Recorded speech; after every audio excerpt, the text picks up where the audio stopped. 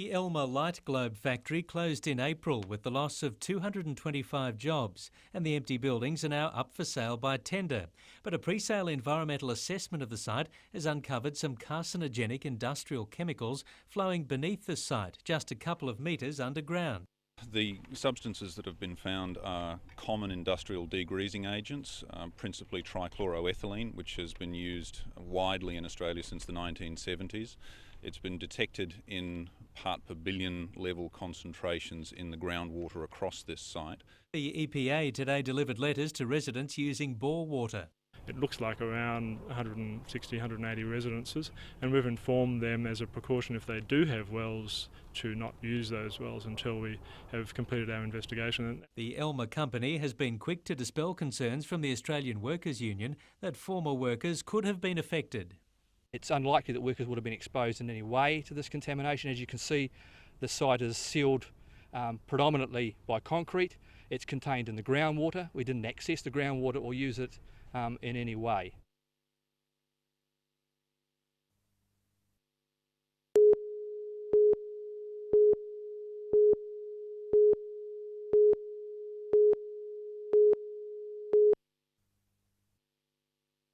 Cancer can be especially tough on young kids and their families. Just ask 12-year-old Sam. He's in remission from leukemia, while his younger brother Tom is fighting another challenge of his own. My cancer's gone, but my brother's just got a brain tumour, but mine's gone and I forgot about it. I'm just here to have a good time. And that's what Camp Quality is all about. 41 kids from as young as 4 are taking part in the camp. Each are assigned with a companion for the week. They might have spent a lot of time in hospital or had maybe not the opportunities to get outside and do some of the things that we allow them to do here at camp. So I think watching them have a bit of fun is probably the best thing. It's just really good fun, and yeah, you get to do lots of things that you don't normally get to do. And with the amount of people these days who have been touched by cancer, annual camps like this one at Tocal, west of Maitland, never have to look far for volunteers to help out. I love it. It's absolutely so rewarding. I think it's just a blessing to be given the opportunity. For some of the kids, their futures are uncertain. They're still being treated for cancer and have many obstacles to overcome. But for this week at least, they've left their treatment behind, inspired by friendship from people like Sam, who also offer hope to others. Never give up. You'll probably get through it and you'll probably be here one day. Be at camp. Lyndall Derrick, NBN News.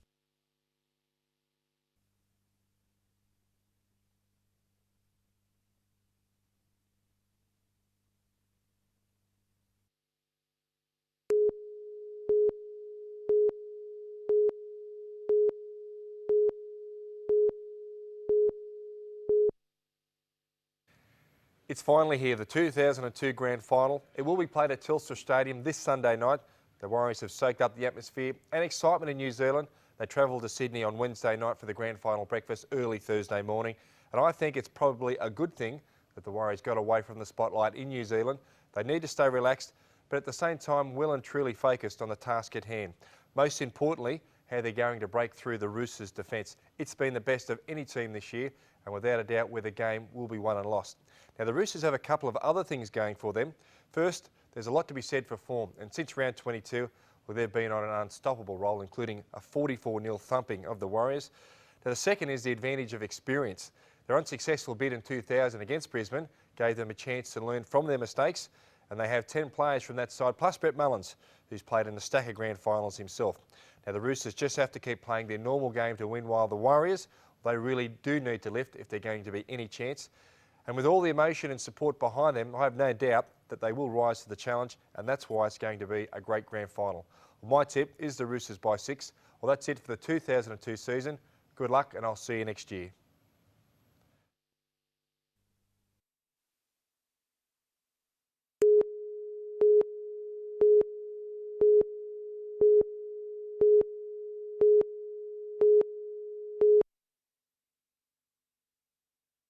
Burning towards a fire trail near Kitchener, the blaze was of little concern to authorities early this afternoon.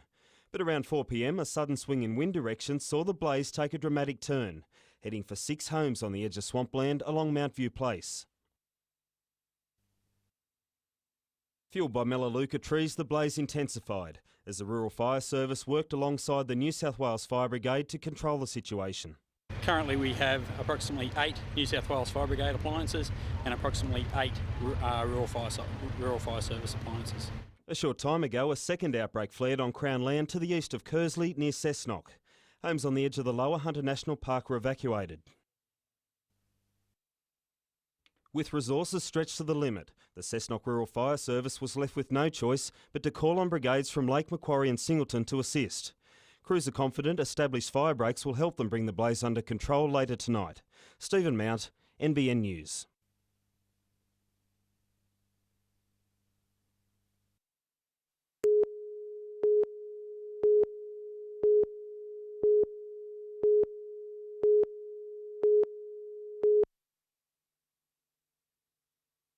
Burning towards a fire trail near Kitchener, the blaze was of little concern to authorities early this afternoon.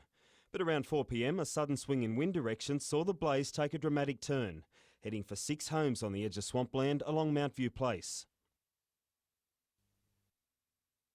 Fueled by Melaleuca trees, the blaze intensified as the Rural Fire Service worked alongside the New South Wales Fire Brigade to control the situation. Currently we have approximately 8 New South Wales Fire Brigade appliances and approximately 8 Rural Fire Service appliances. A short time ago, a second outbreak flared on Crown land to the east of Kersley near Cessnock. Homes on the edge of the Lower Hunter National Park were evacuated. With resources stretched to the limit, the Cessnock Rural Fire Service was left with no choice but to call on brigades from Lake Macquarie and Singleton to assist.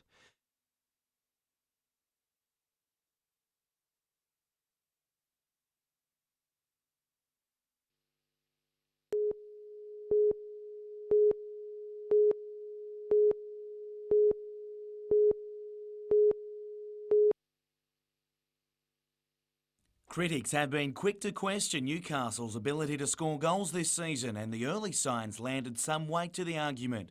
But hard-working midfielder Scott Thomas quickly changed that with a neat chip for Joel Griffiths to head home. If that gave United the upper hand, a second shortly after really made things tough. As Spirit players hesitated, Asala Massey pounced before Griffiths tapped in for number 2. By now the Spirit were desperate and tried everything to stem the flow. Simon Bell went too far. Already marched twice this season when he handled referee Matthew Breeze, the Spirit were down to 10 men. The real toll came on the board with a Thomas strike right on half-time, making it 3-0. Things didn't slow in the second, with more United attacks and bookings for the Spirit. The Sydney-siders continued to live dangerously. But Vujko Tomasevic really found trouble in this ugly tangle with Steve Eagleton, ending him seeing red. Now down to 9, Newcastle found more goals, and again Thomas was instrumental. His ball for Eagleton, ending with Griffiths scoring a third. Earning a break?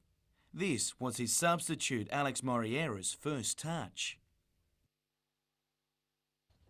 A cracking strike by the Brazilian had him dancing along to the club's biggest ever win.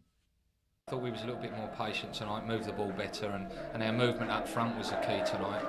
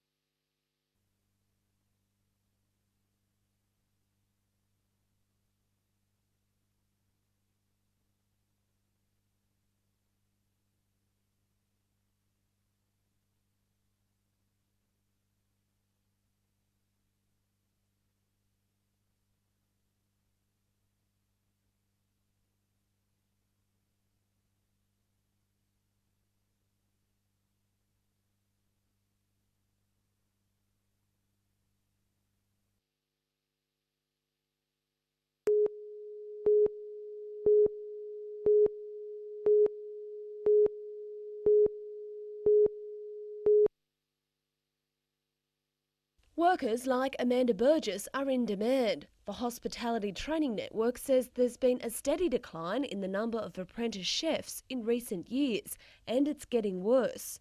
But being a chef requires a lot more dedication than simply knowing your way around the kitchen. Probably the long hours, you don't get much of a social life, so it's really hard. The shortfall is being experienced nationwide, but the problem is most of the jobs currently on offer are for second or third year apprentices. A recent report has predicted that more than 16,000 new chefs are needed each year for the next 5 years to support the country's hospitality industry. So with these king prawns, just cut out the backbone there, get rid of the vein, don't cut too deep because I want to keep a nice curl shape. And it's in areas like Pecolbin they're in particular demand to support the region's popular cafes, restaurants and resorts. I think they're going to have a lot more good qualified, good trained chefs that sort of love their career, love their job, and they've got a passion for it too. The Hunter Training Network is looking to fill 10 apprentice chef positions in the Hunter and 7 on the Central Coast. Lyndall Derrick, NBN News.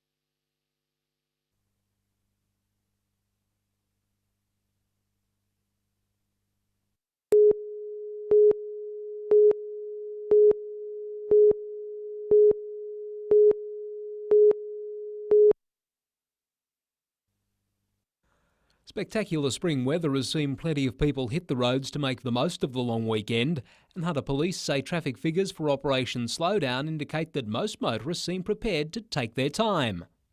There was only just over 130 drivers booked for speeding so far in the last 2 days, compared with over 270 for the same time last year. 28 drivers, however, have so far been booked following random breath tests, and the strong police presence continues tonight with Northern Region Traffic Coordinator Mal Reid issuing this warning. It is the grand final, and if people do drink and want to drive, they definitely will be caught. But just look at other alternatives. Look at designated drivers. Look at other transport arrangements that you can make. Police are expecting the southbound lanes of the Pacific and New England highways to be busy tomorrow. Holidaymakers already being advised to plan their trip home and avoid peak travelling times. Gary Blair, NBN News.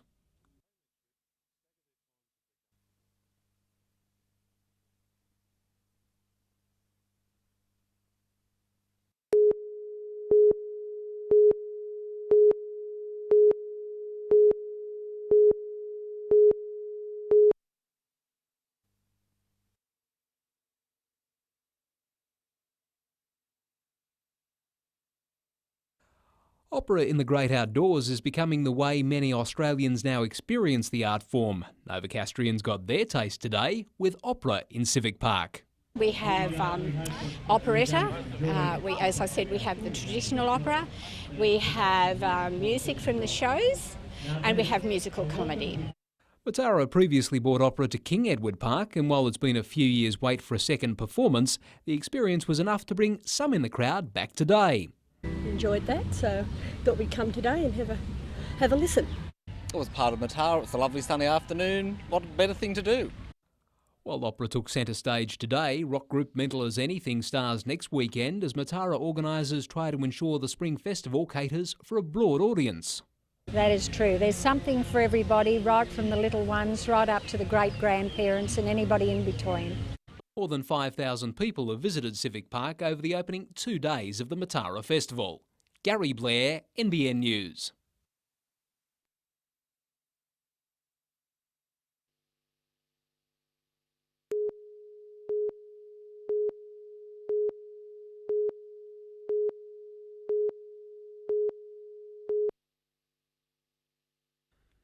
Competing in the 100 kilogram class means few mess with Martin Kelly. He finds it hard enough just getting sparring partners.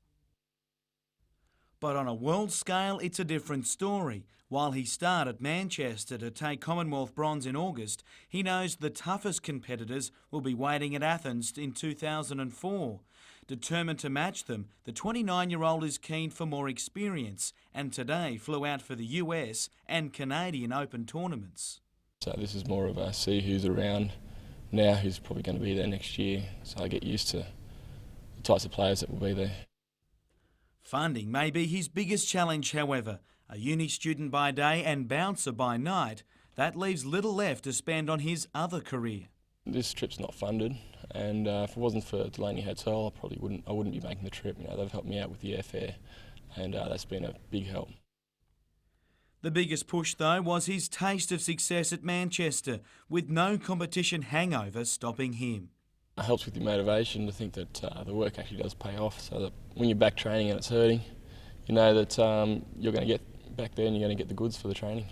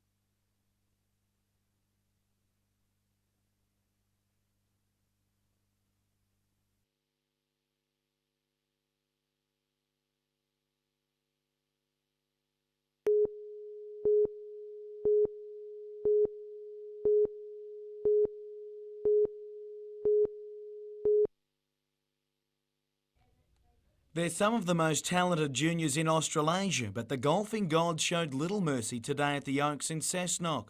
Strong winds and rising temperatures on a testing course made going difficult for most. Even defending champion Rick Kulaks wasn't spared. The talented West Australian, who won the World Junior title late last year, showed all the composure that has the 17-year-old in the senior national amateur side, and still within reach of the leaders. Playing partner Rudy Bezuidenhout, though, just couldn't take a trick on the par 3 third. An 8, really knocking around his opening round, carding an 84. Just days ago, Du Hyung Kim won the state junior title, but today he had to battle hard for a 3 over 75. A few competing New Zealanders, though, looked right at home at times. Brendan Stewart's approach at the second, showing why he's in the Kiwi junior team participating this week. Teammate James Gill also had some highlights, with a cracking tee shot into the teeth of the wind at the third, leaving him sitting pretty for a birdie putt. Something he promptly took in a round that still left him 2 over for the day. One of the hottest prospects in the female ranks is Sarah O. At just 13, the state junior champion holds 2 course records and won the mixed foursomes here on Sunday. She's at 3 over. Her playing partner in that foursomes win, Mitchell Brown, had a better day out, finishing 1 under and 1 stroke off the leaders.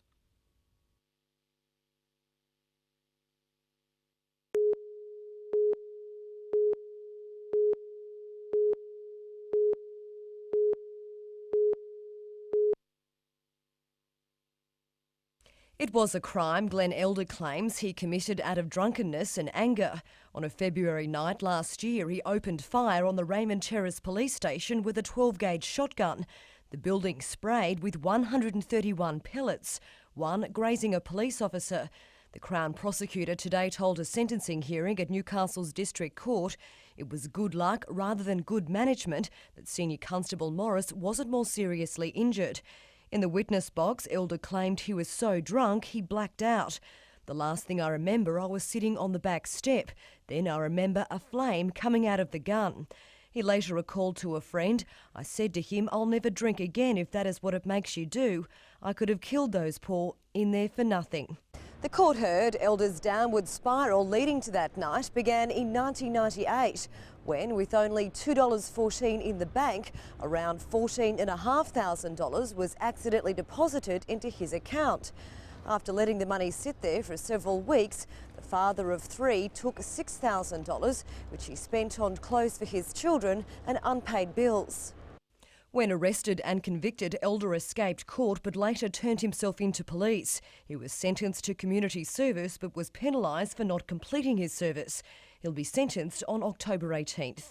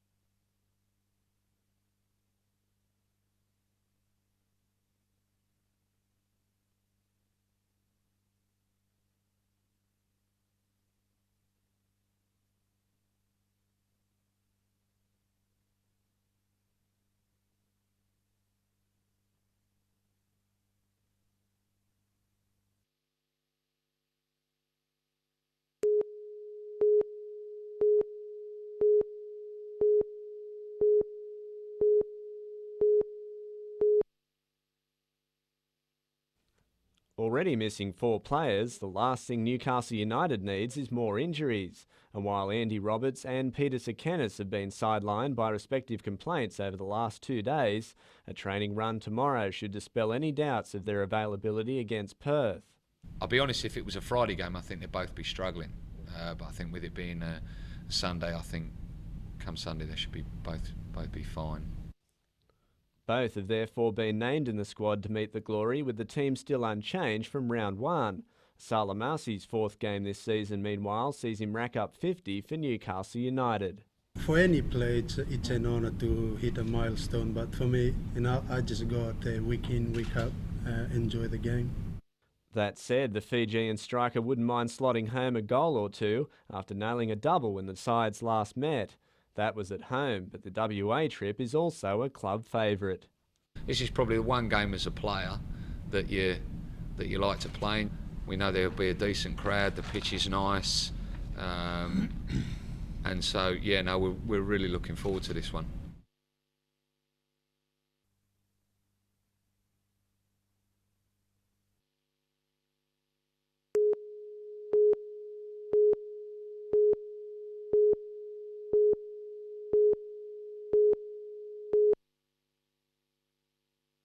The stockyards of Beltree Station give you an indication of just how hard this drought is biting one of the region's long-established farming families. The Whites have been here for 170 years, and these Angus cattle are their livelihood. Normally, 6,000 head would graze this prime hunter agricultural country. Today, there are just 2,500. Manager Anto White has resigned to things getting worse. I think the next 2 months will be, running out of water. The Hunter River's starting to dry up. It's hard to believe. 12 months ago, we're celebrating record prices in here at the sale yards, a record season. The calves are now being hand-picked to form the basis of Beltree's post-drought herd. It's as hard on man as it is on beast, with remaining stock being hand-fed in an operation taking 6 hours daily. Family historian Judy White scoured the station's archives to see just how dry 2002 to date ranks against other drought years. The 275 millimetres, or 11 inches on the old scale, was last recorded in 1888. She hopes the historical information can inspire her 6th-generation farming sons. They'll give us a bit of hope that we got out of it then, and we hope that we'll get out of it again. There is an oasis on Beltrees, with the property's garden being maintained. It was a tough decision for the Whites, but Judy White says it's providing a psychological boost as the wait for rain continues. Gary Blair, NBN News.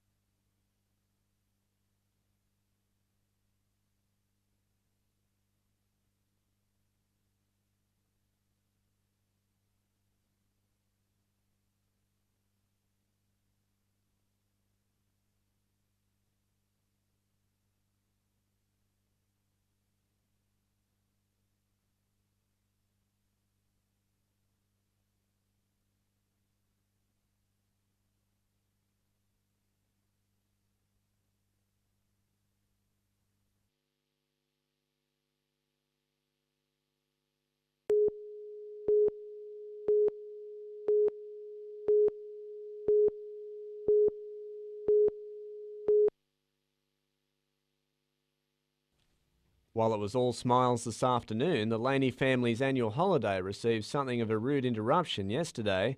10-year-old Alicia and 6-year-old Georgina were playing near their parents at a popular fishing spot between the Yakabar headland and Jimmy's Beach when Alicia noticed a wild dog which took an interest in her little sister.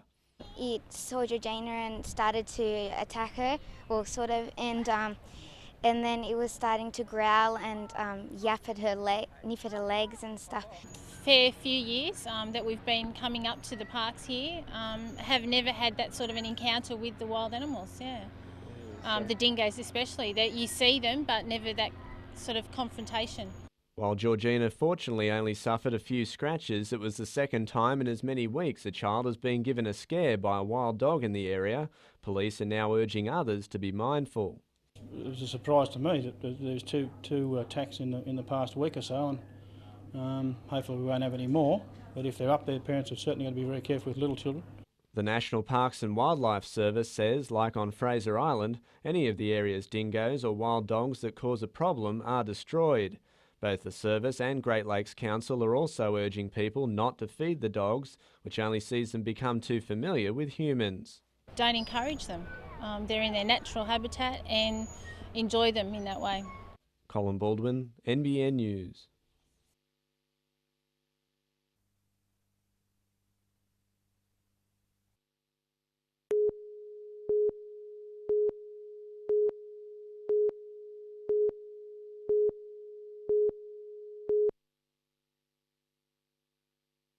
Eight-year-old Trey and his 5-year-old sister Natara had their mother's help crossing the busy Willow Road at Windale today. But on a Friday afternoon recently, on their way home from school, Trey says he was ordered off the bus by the driver. We were fighting and he told us to get off. Trey grabbed his sister and off they went, only managing to cross the busy road after an elderly driver stopped her car in the middle of the road to let them cross. Sick, absolutely sick. Because I could have lost my kids for sure. You know, it's a terrible blind spot up there. You cannot see any cars coming. The bus driver putting my kid's life in harm's way like that, it's just pathetic. The experienced bus driver has denied he ordered them off, and Newcastle Buses has launched an inquiry. Yes, we will have an officer visiting the school on Monday to talk to the kids on the bus so that we can just start finding out a bit more about the incident.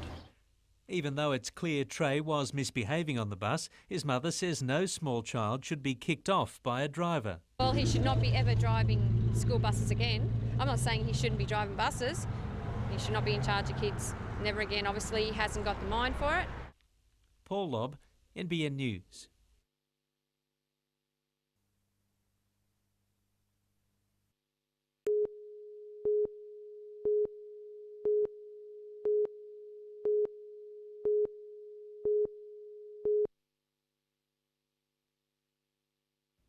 A big change to the hot and blustery conditions of the opening round, with today's climate as cool as the competition.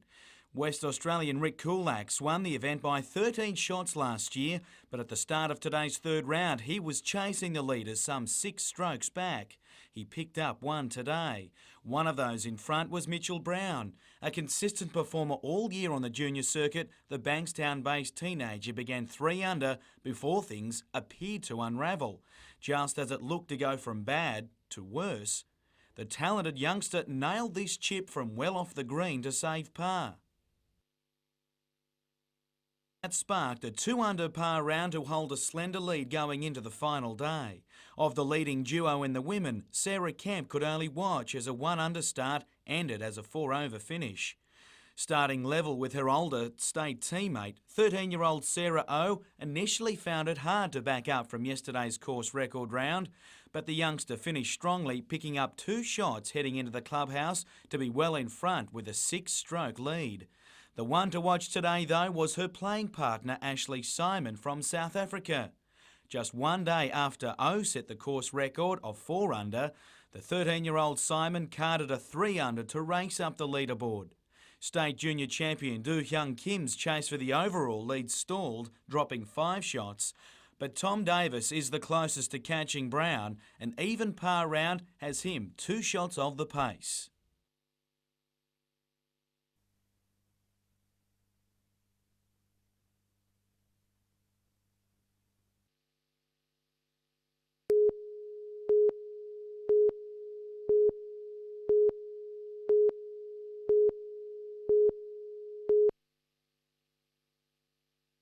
Relay for Life attracted walkers of all ages. 32 teams using rostered shifts took to the track at the University of Newcastle.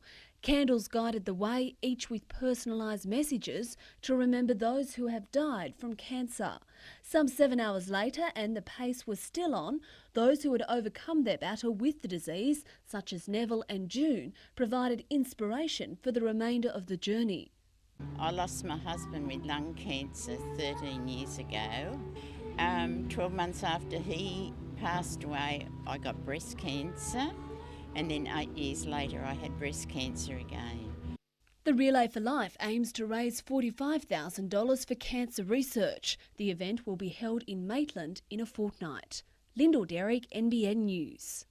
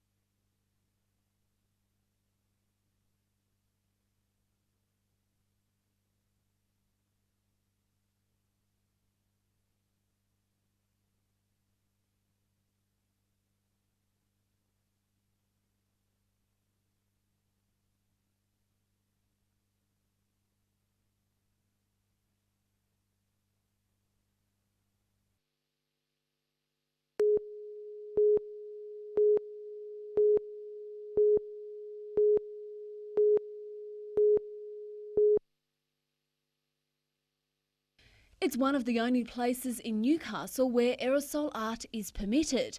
14 professional artists added their own style to the wall at the South Newcastle Beach Skate Park, demonstrating to onlookers just how it's done. Of course, some would say this is nothing but graffiti, but there's no denying there is some artistic expression here. It's a creative outlet rather than a destructive outlet, and we try and promote aerosol art as a art form and a pastime which is constructive for young people. Some creations were improvised on the spot, while other artists were inspired by comics or cartoon characters. Mark Drift from Holland has particularly enjoyed the project. Back home, he's limited by the number of legalised places to paint. I like making nice things, and I will do this till I can't walk anymore, I reckon. The event was organised by the Urban Artists Federation. It's working to make space in Newcastle for more legal aerosol art.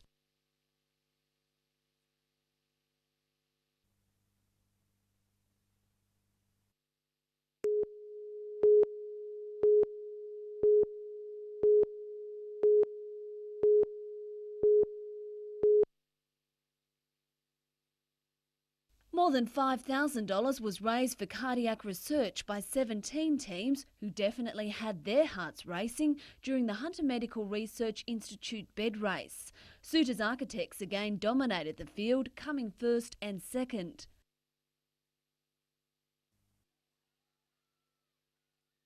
This afternoon, a very colourful Cooee Grand Parade made its way through King Street. Super Hubert's daredevil antics were popular with the crowd, as were community floats like the entry from St Peter's at Maitland. Meanwhile, there was barely room to move along Derby Street as thousands filled the Cooks Hill Strip for the local fair. You get your fix from 66. From a range of musical acts to ones which were silent and underdressed, there was plenty of entertainment, not to mention bargain shopping. And to wander down there, have a look what's there, and then wander back and find somewhere to sit. I'm looking for a beer, actually. I'm going to go and duck in here in a minute and go and have one.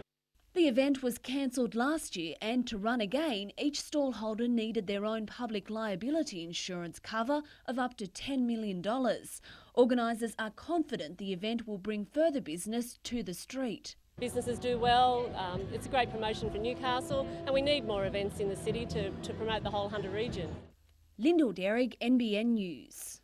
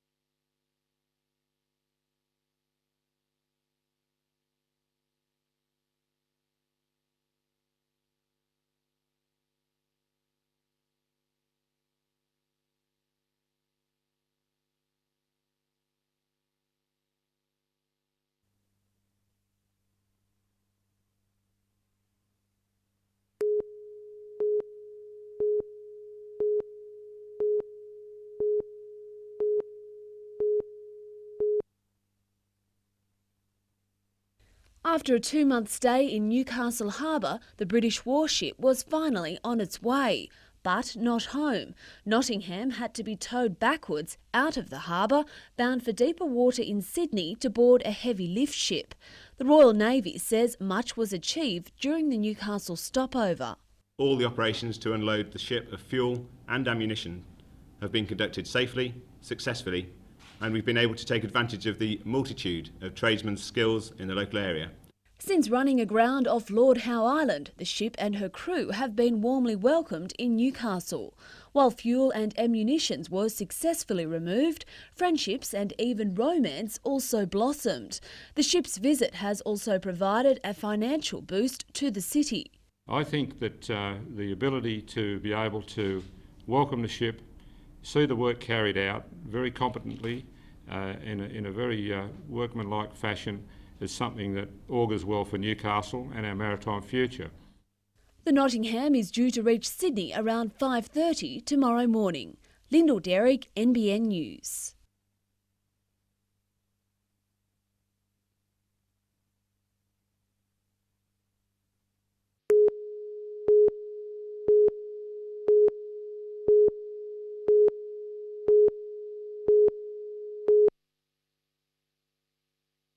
For a range of reasons, these young people have slipped through the cracks in the state high school system. Lots of them were non-attenders at school, meaning that they just didn't show up every day. Lots of them had learning difficulties and lots of them had behavioural difficulties. Most of them just found that they could not fit into the mainstream schooling system with 30 people in a classroom. It's a lot different. Like the last school I went to, I got judged because I sat with the wrong group. Just everything, the way people treat you, the atmosphere, just it's a lot different. Funded by state and federal money and run by the WEA, Alesco offers 15 to 17-year-olds the chance to gain a Year 10 certificate without the pressures of larger schools. Teachers, staff that actually care about like how you feel. The normal mainstream school would just, if you did something wrong, they'd just suspend you, bring you back to school, and then just everything's back to normal. Here they try and get to the bottom of the problem, solve it so it doesn't happen again. When I used to go in my old school, I used to get sent at the back of the classroom. Sit there, Steve, and do nothing. When I come here, mate, they care about my education. The first 25 students graduate in December. Paul Lobb, NBN News.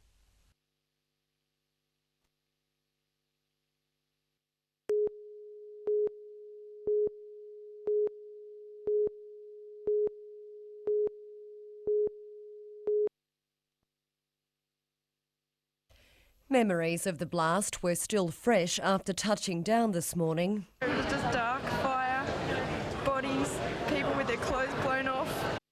A few hours later, and Leah Lee had arrived home in the comforting arms of her mother. The 21-year-old student had been holidaying in Bali for the first time. She'd joined a Balinese friend called Yodi at Paddy's nightclub when the blast went off. They were both forced to jump from a second-storey window to escape flames. Then the second explosion went off pretty much straight away, and I think I just crawled on my knees to the stairwell. They were too packed to get down, just everyone's panicking, screaming, and so we just had to jump off. It was the only way out. Remarkably, the only physical injury she suffered was a cut to the knee. Yodi also survived. Lee says she's prepared to return to Bali and fears for the economic future of the people, who, it seems, are already channeling their anger towards the US. They say it's all George W. Bush, all his fault, and why Bali, lots of innocent people, why Bali, and John Howard, very stupid man. Meantime, in a mark of respect repeated around the world, flags flew at half-mast around the Hunter today. Vanessa Trezise, NBN News.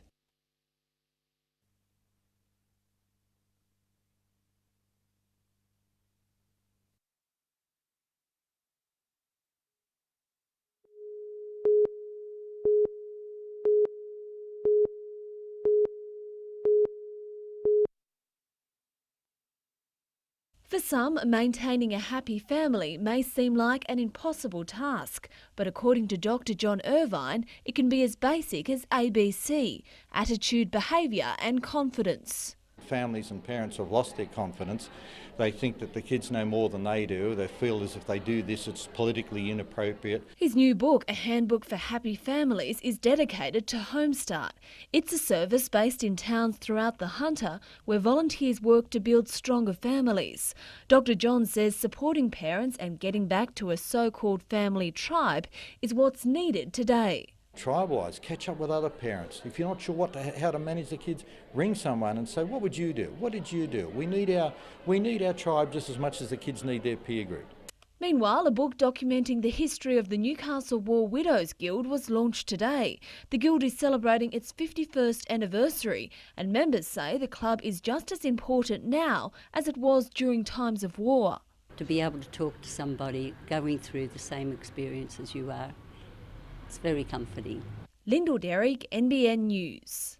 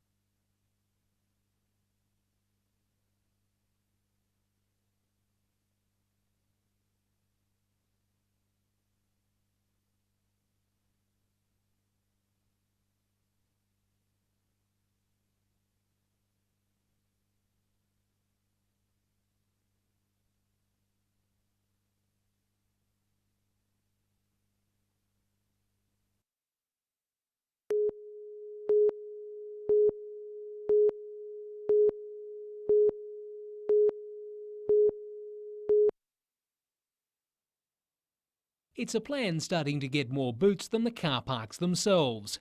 Motorists who currently pay to use Hunter Health car parking will be charged more from next month, while other sites in the Lower Hunter that are currently free will introduce the fees of up to $4. Health and research unionists at affected hospitals today stopped work to discuss the issue. Union officials are asking why existing parking revenue isn't enough to satisfy the area health service.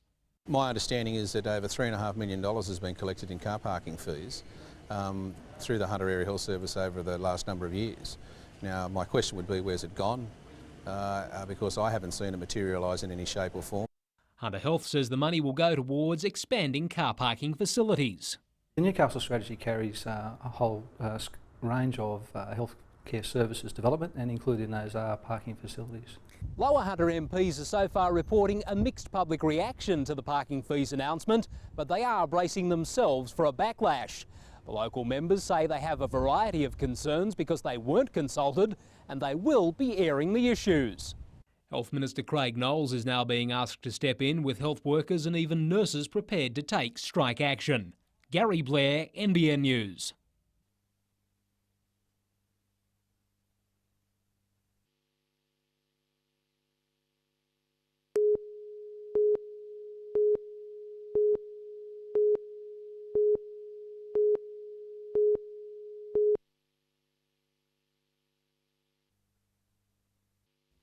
It's a view Stu Adams hopes his competition gets used to.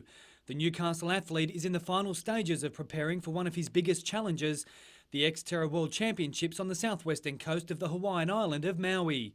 Xterra is a form of extreme triathlon that will see Stu start with an ocean swim, followed by a gruelling bike ride which includes taking on a volcano and a run through bush and sand tracks. But punishing competition isn't something Stu shies away from. He took out this year's Gloucester Mountain Man and has competed in Hawaii's most unforgiving and infamous race, the Hawaiian Ironman. You know, a quarter of the time-wise, it's only probably 2 hours 45 for the sort of top blokes, and you're out of the wind, I'd imagine, but not being over there and having done the course, I couldn't say, but it'll be tough. From all reports I've heard, it's tough. So I'm looking forward to it.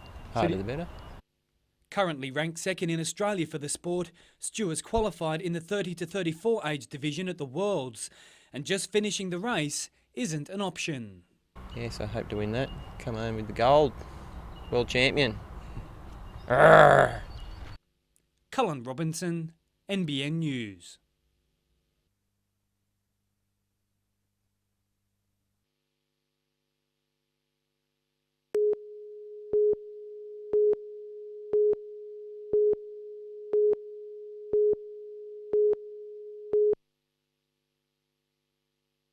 He might only be 20 years old, but Chad Reed could well be Australia's best ever dirt bike rider.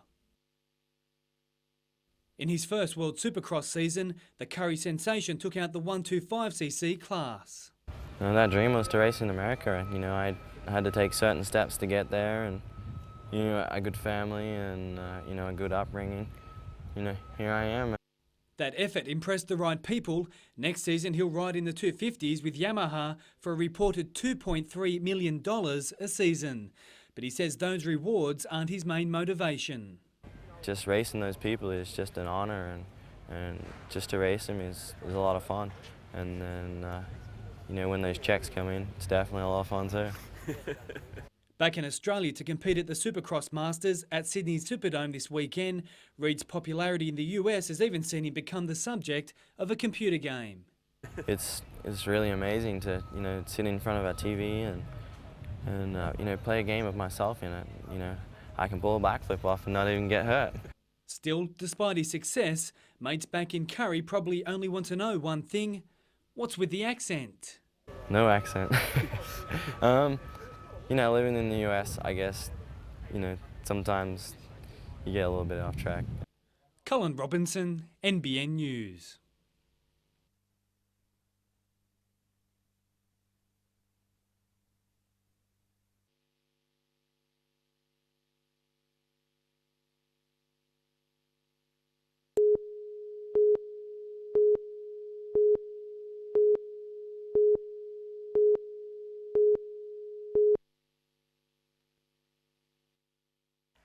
Their numbers may be small, but Hunter Water's meter readers continue to be effective water cheat detectors. Routine meter reading and random inspections over the past year has led to action against 6 residents over illegal tampering with water meters. While it's only a small percentage of the corporation's 190,000 customers, Hunter Water believes short-circuiting the system is false economy. We do have those powers under our Act, and when we find these cases, we take the necessary action to prosecute them through the courts. And in the cases that we've had to date, we've been very successful, and the courts have recorded a conviction and a fine against the property owners. Hunter Water's success in the courts has resulted in fines of over $3,500 from just 4 cases.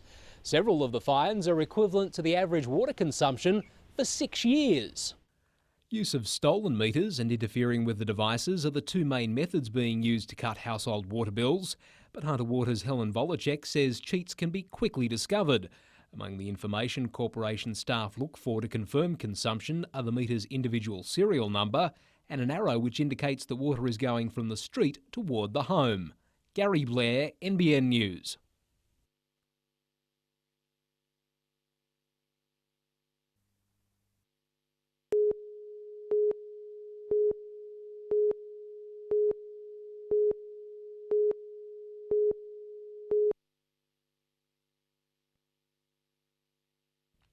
What a way to celebrate your 17th birthday. Casey Stoner suiting up with the famous rule-led aerobatic team for a bird's eye view of the Phillip Island track. And how's it all going back there, Casey? Awesome. Thank you so much for this. Heading into the Australian GP this weekend with some great results already behind him. It's been his home away from home that's been the secret to his season success. Based just north of Barcelona in Spain, the teenager travels to most events with his parents, Colin and Bronwyn, in their motorhome. It's very good to have my parents here.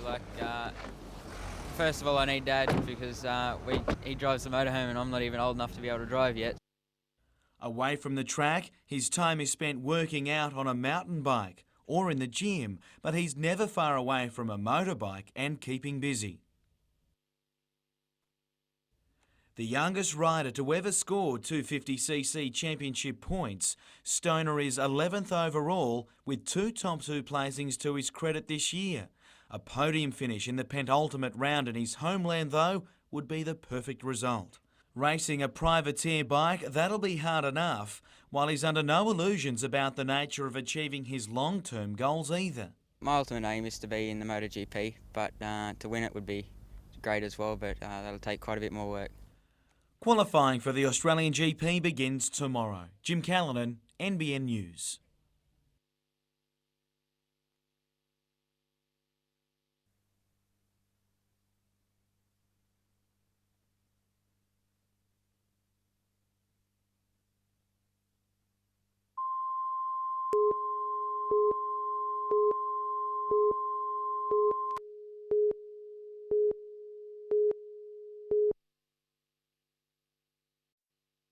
An eagle hawk flew from the building at Newcastle University today, heralding the start of education for both Indigenous and non-Indigenous people.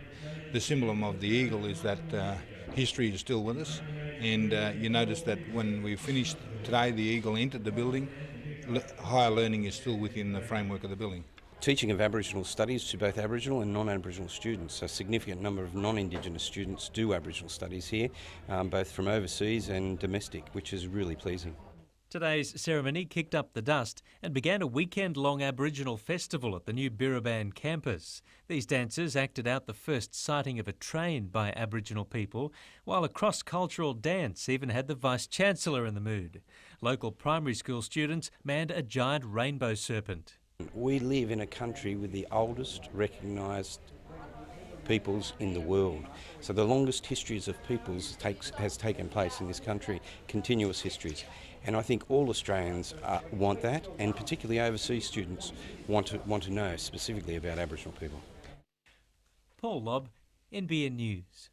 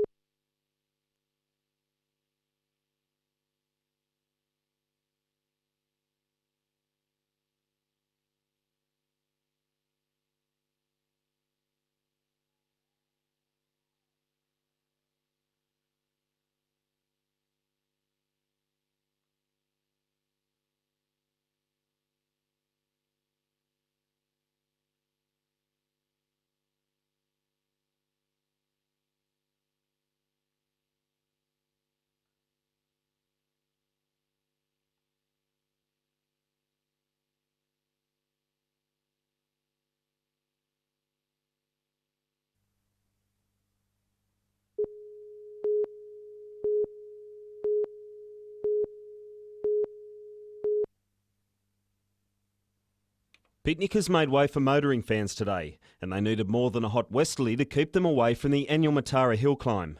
Today's heat saw both production cars and open-wheelers take to the King Edward Park circuit, giving Man and Machine the ultimate workout, vying for that all-important spot in the finals. Meanwhile, the 40th Matara Surf Classic has attracted a field of 72 competitors, drawing names such as Mitchell Ross, Travis Lynch and Cale Gregson. A strong offshore breeze held up a disappointing half-metre swell today, as surfers made the most of the small conditions. Tomorrow morning, rounds 2 and 3 of the Open Men's event starts at 8, and the semis are expected to get underway around midday. But at 10 o'clock, the event will pause to remember the victims of the Bali bombing. More than 100 surfers are expected to gather behind the break to lay a wreath and form a human chain for a minute's silence. Stephen Mount, NBN News.